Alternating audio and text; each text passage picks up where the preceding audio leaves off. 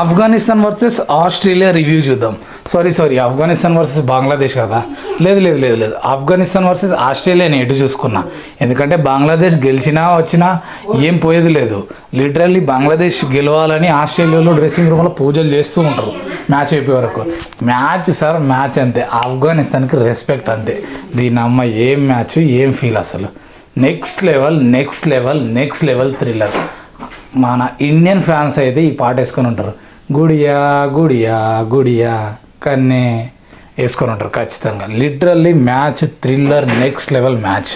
ఎందుకు చెప్తాను అంటే ఆస్ట్రేలియా వర్సెస్ మళ్ళీ ఆస్ట్రేలియా నోటికి వస్తుంది. ఎందుకు వస్తుందో తెలియదు. ఎందుకంటే వాళ్ళే కదా most affected people on the earth right now on the earth. Okay, so Afghanistan versus Bangladesh match చూసుకుంటే గేమ్ అంటే గేమ్. ఆఫ్ఘనిస్తాన్ వాళ్ళు ఖచ్చితంగా గెలవాల్సిన సిచ్యువేషన్, వాళ్ళు 100% ఎఫర్ట్స్ పెట్టాల్సిందే.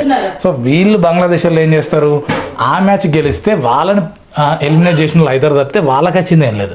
ఇక్కడ పోటీ ఎవరికంటే ఆఫ్ఘనిస్తాన్ వర్సెస్ ఆస్ట్రేలియాకి. ఇక చూసుకో ఏం జరిగిందంటే రెయిన్ మ్యాచ్.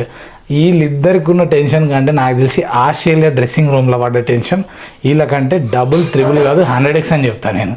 అంత ఘోరంగా ఆగమై ఉంటారు వీళ్ళు. మ్యాచ్ గ్రౌండ్లో ఆ రెయిన్, ఆ డిఎల్ఎస్లో అవన్నీ టెన్షన్స్లో వీళ్ళు ఉన్నారో లేరో కానీ ఎట్లా ఉంటారు అనుకో. బట్ వీళ్ళకంటే ఇక్కడ డ్రెస్సింగ్ రూమ్లో కూర్చొని ఆగమైంది ఆస్ట్రేలియాలే. సో ఇది ముచ్చట మ్యాచ్ది. సో ఫైనల్గా థ్రిల్లర్ నవీన్ ఉల్ హక్ హీరో అయ్యిండు. Afghanistan deserve to place semifinals నన్ను అడిగితే. సో ఆఫ్ఘనిస్తాన్ మీద మీ ఒపీనియన్ ఏంటంటే కామెంట్ చేయరు. ది బెస్ట్ పర్ఫార్మెన్స్ అంతే. చిన్న నేషన్ అడుగుపెట్టి సెమీస్లోకి వచ్చింది. వాళ్ళకి కేపబిలిటీ కూడా ఉంది. సో చూద్దాం నెక్స్ట్ మ్యాచ్ ఎట్లా ఆడుతుంది అనేది. సో ఆఫ్ఘనిస్తాన్ టీం మీద మీ ఒపీనియన్స్ ఏంటనేది కామెంట్ చేయరు. And right now Australia team మీద ఉన్న మీ ఒపీనియన్స్ కూడా కామెంట్ చేయరు.